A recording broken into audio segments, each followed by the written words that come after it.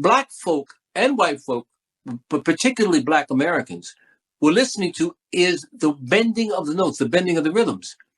Doing 1, 2, 3, 4, 1, 2 was not enough. We were doing clave, very different, 3, 2. Or we were doing 2, 3, pop, pop, pop, pop, pop. Black musicians stood with their mouths open. They said, well, how can you play to that? And that was our way of keeping Africa in our rhythms.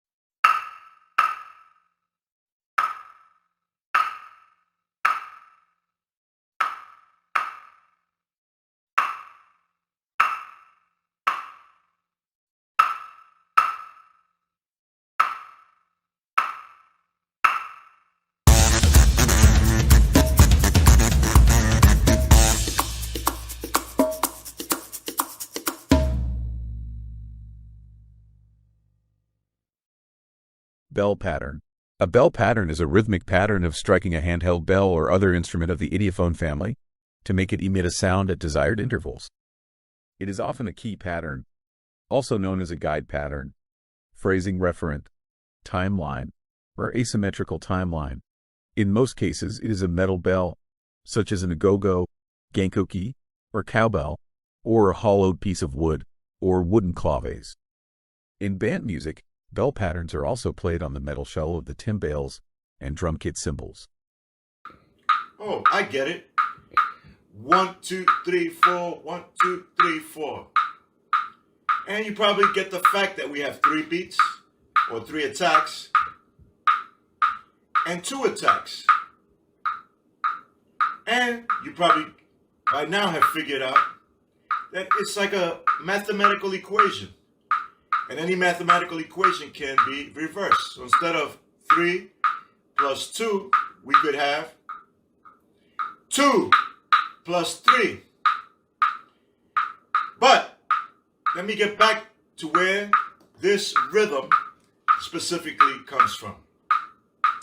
We have many bell rhythms that come from Western Central Africa.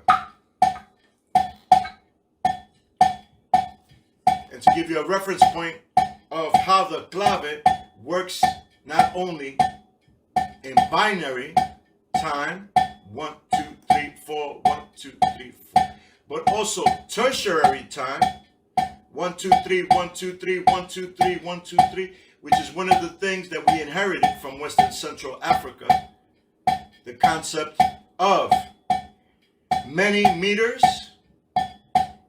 and many rhythms happening at the same time.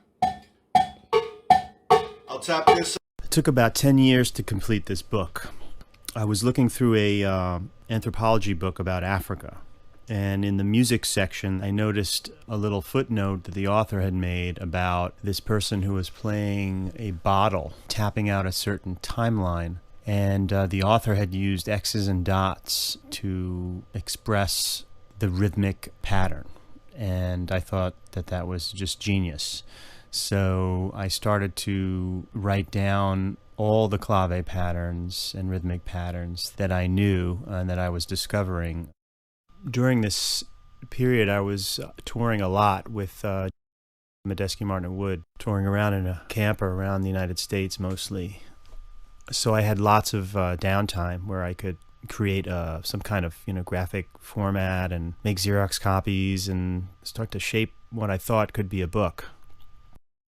All of the rhythms in this book have their roots in West and Central Africa in general. The connections that I make are with other African cultures in the Americas. South America, the Caribbean, North America in general, Brazil, Cuba, Haiti, New Orleans, and all of the myriad of styles that have come our way. All of these African American rhythms and dance styles were born out of these claves and these patterns. So in my own personal way, I combined family of claves in 6, in 8, in 4, and some odd time stuff as well. And that's how the book is broken up. Each chapter is really its own world, and you can start at the beginning of any of those chapters as it progresses and gets more complex.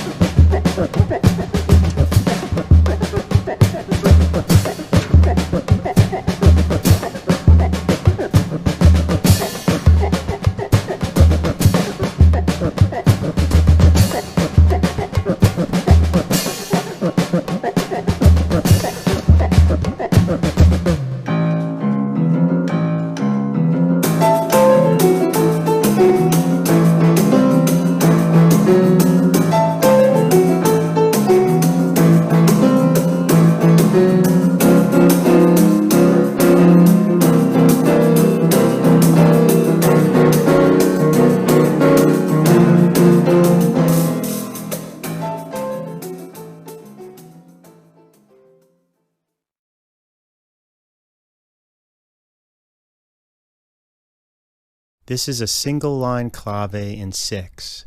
The X is a sound and the dot is a space.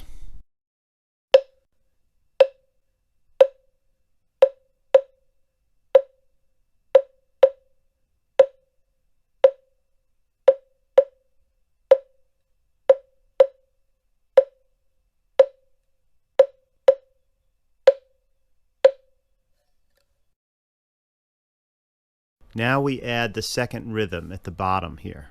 This is the bass drum, or leading foot.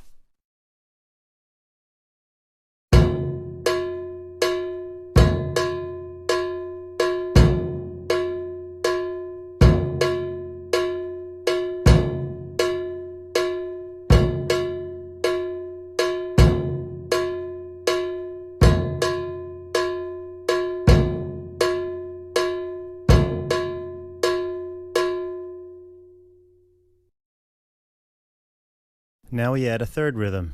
This is the accompanying foot, or hi-hat pedal.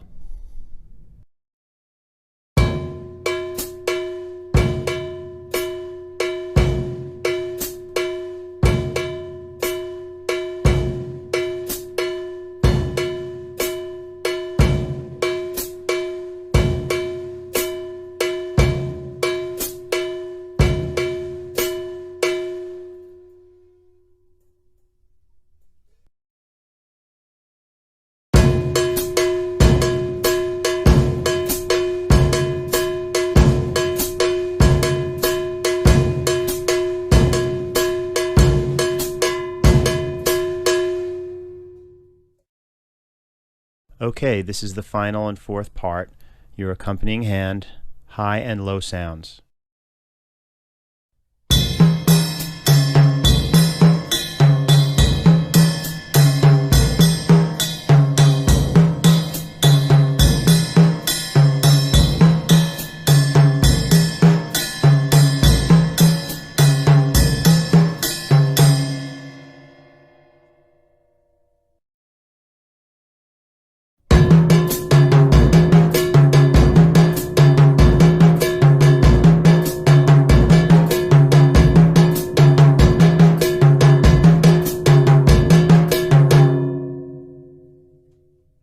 This book is for anybody who really wants to get deeper into the sophisticated sort of combinations and counterparts that exist in African musical language.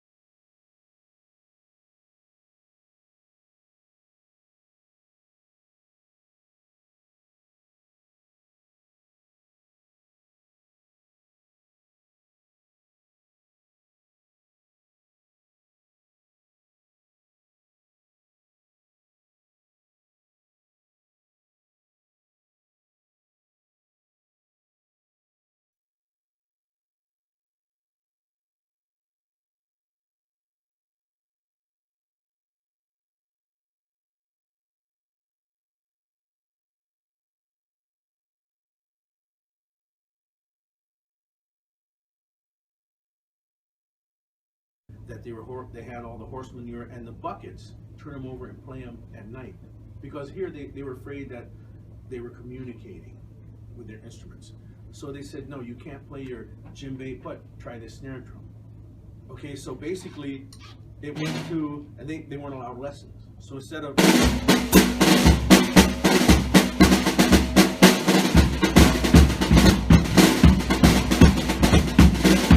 so it started out as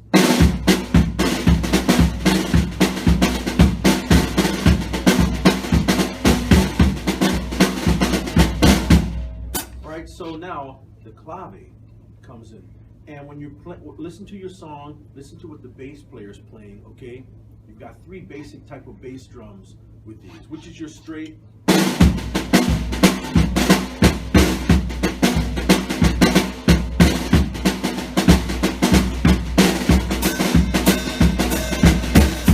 emphasize that four. we drop on the 4. 1, 2, 3, 4, 1, 2, 3, 4, 1, 2, 3, 4.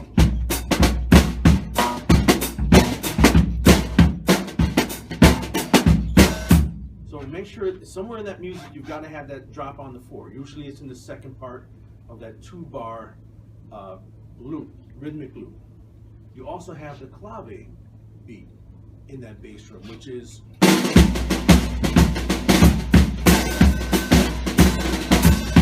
pop, pop, pop, pop, pop, right?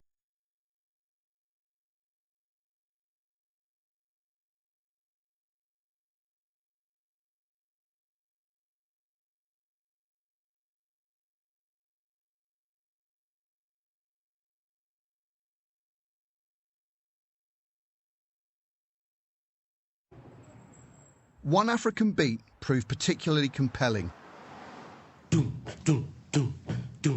A simple pattern now known as the clave.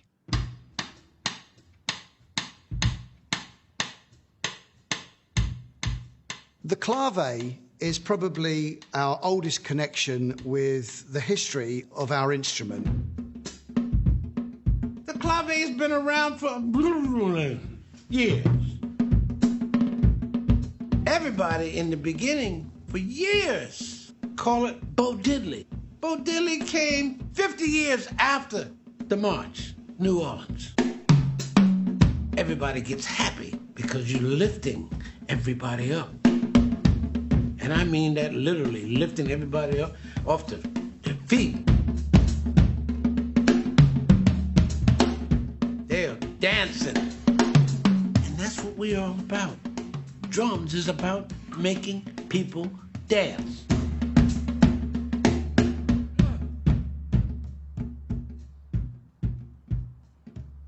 It's pretty much agreed that the original clave came from Africa. Its introduction via the slave trade to Western music. But essentially, it's just a rhythm that is repeated and other percussion or other musicians make music around that repeated pattern.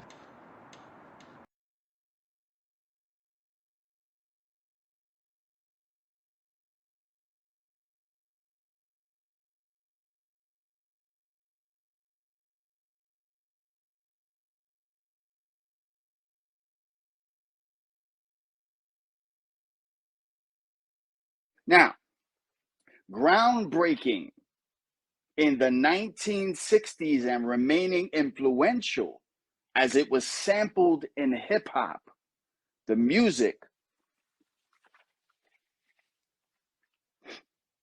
the music of James Brown, such as The Funky Drummer, is also informed by Caribbean tinges, perhaps due to formative New Orleans influences on Brown's drummers. Give me 1 second, guys. Let me just blow my nose. Hold 1 second.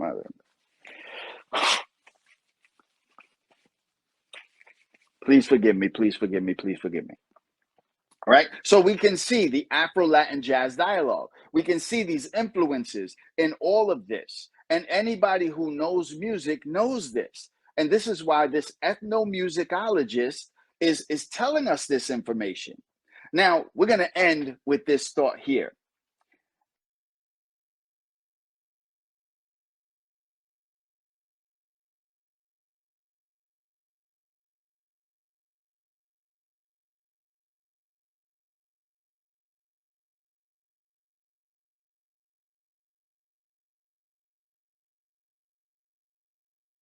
Buddy Bolden invented that beat that we call the Big Four, that skip on the fourth beat, or so legend has it.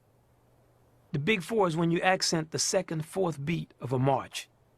In a strict march, you'll be going doom-ch, doom-ch, doom-ch, doom-ch, doom-ch, doom-ch. With the Big Four, you go doom-ch, doom-ch, doom-ch, go doom-ch, doom-ch, doom-ch, go doom. So on that fourth beat, the drum and the cymbal hit together. And that point is where jazz music started to really get its lilt. Before the trumpets, they were playing.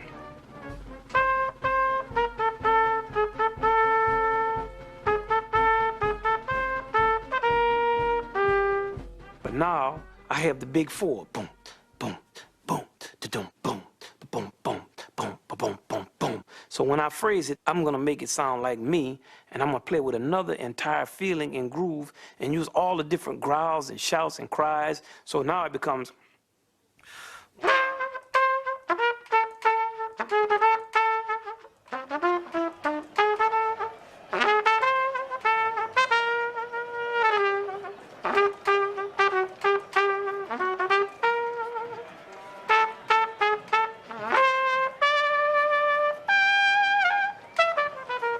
You're playing to make it sound not like trumpet, but like Buddy Bolden.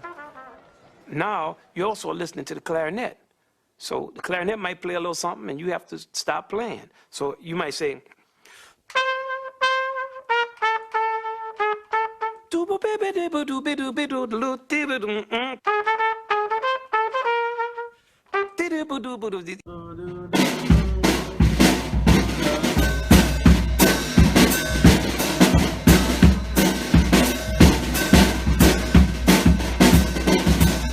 right? The last bass drum part. So we had solid 1, 3, 1, 3, 4, 1, 2, and then we had the clave. Then we have a pattern that a lot of drummers call the buyout pattern, which is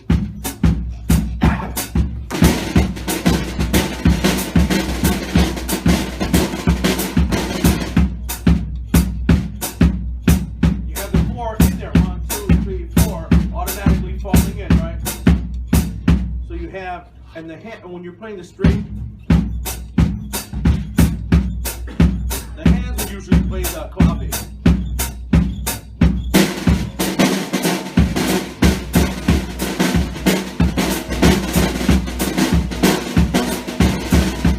With the clave.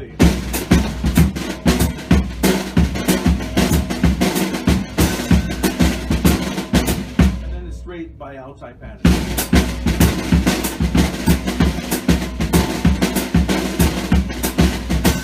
Right, and then you have a lot of different different things you can go with the ride, and then from that's the basis you want.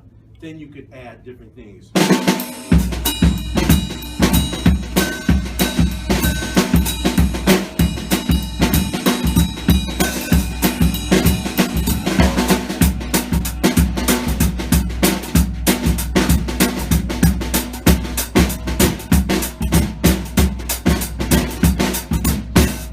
Whatever feels good, you know what I'm saying? That's where the jazz aspect comes in. Journey was away from the Latin big bands of the 50s. I was tired of traditional Latin music. I was tired of bands and frilly dresses and perfume, heavy, musky perfume. I was tired of that. We grew up immersed in it, and it's like your mother and your father. You're used to them. I want, I do, I want, do, do.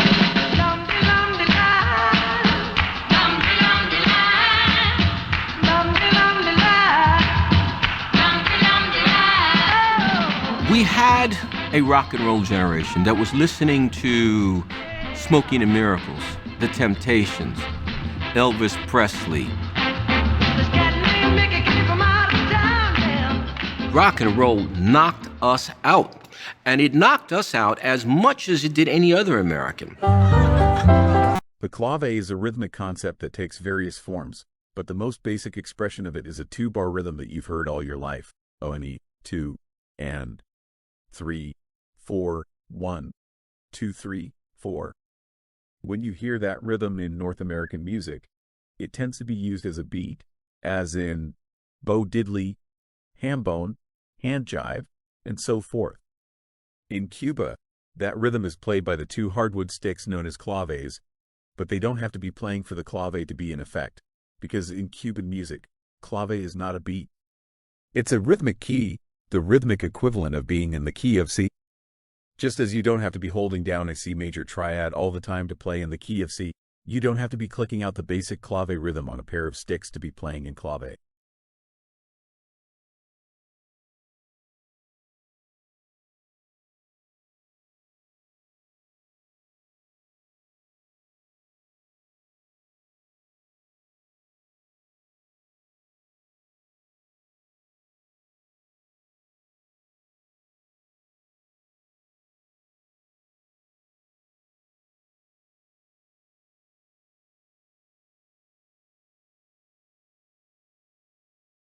I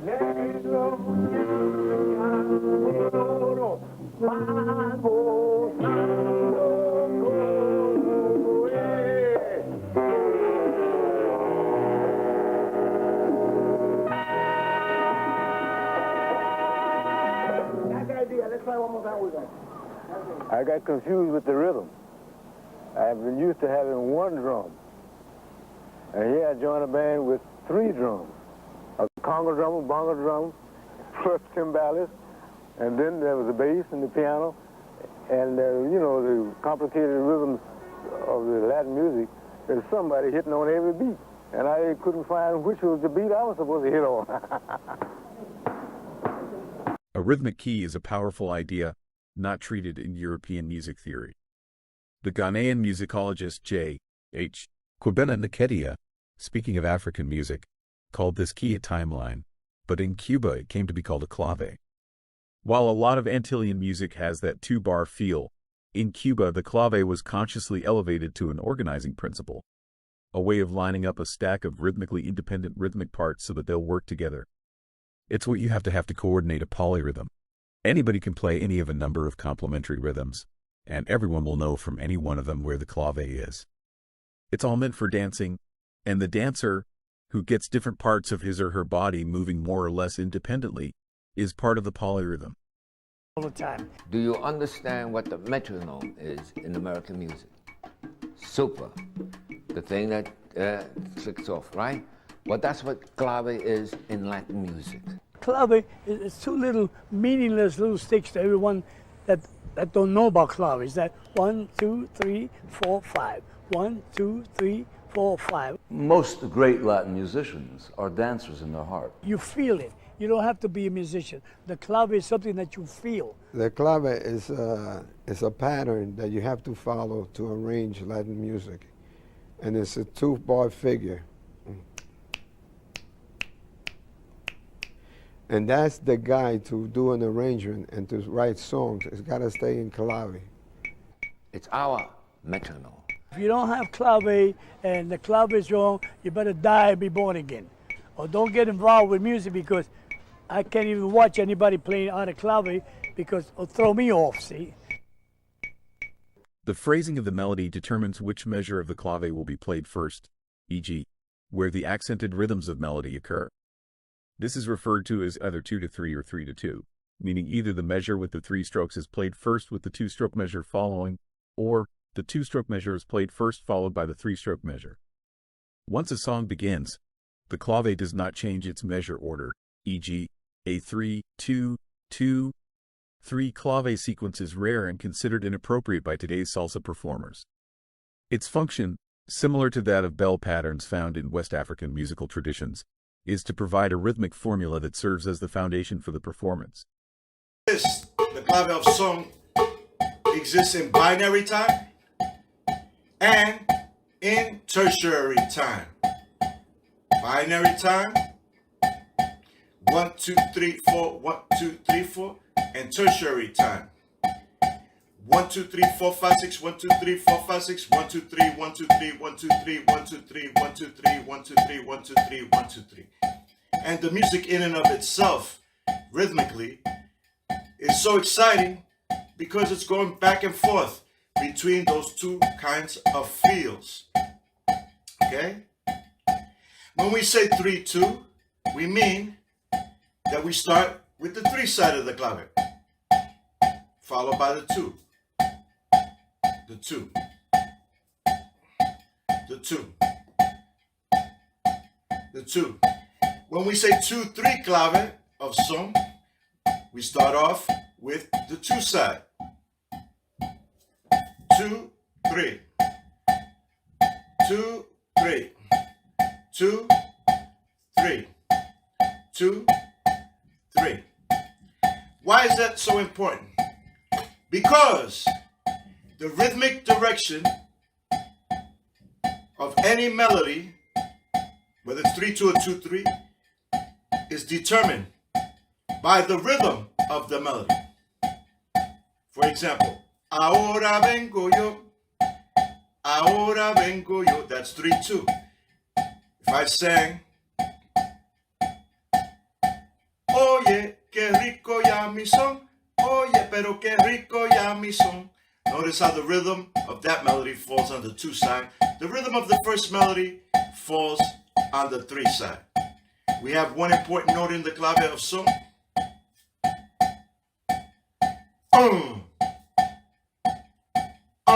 That note is called the ponche, the last note of the 3 side. And the 3 side in and of itself is called the tresillo. That's the first part of our lesson on understanding clave. This is how important clave is. When a song is composed and arranged, the song and the arrangement must be in clave. Everything in the music has to be in and flow with the clave.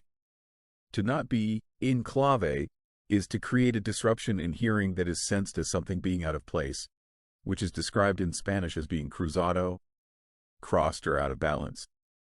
To not be in clave is not just being off your timing. It is going against the entire organization of the music. I showed you how it's important that you know the clave direction of any melody that you hear, and how the rhythms of the melody determine the clave's direction, because each melody that you hear has a rhythm to it, and that rhythm, that rhythmic content, not the intervals but the rhythmic content of the melody, determines the clave's direction. It's important that you know that, because we must maintain always the rhythmic integrity of whatever we're playing. And clave ensures that. If you played something that was in 2-3 against 3-2, it would be called cruzado or cruzao, crossed. And it would be like playing a wrong note in a chord. So in this music, you have wrong rhythms. For example, if I sang this melody, oye, qué rico ya mi son, oye, qué rico ya mi son. Something's wrong there because the rhythms are not hooking up with the clave. I'm singing a melody in 2-3 against 3-2.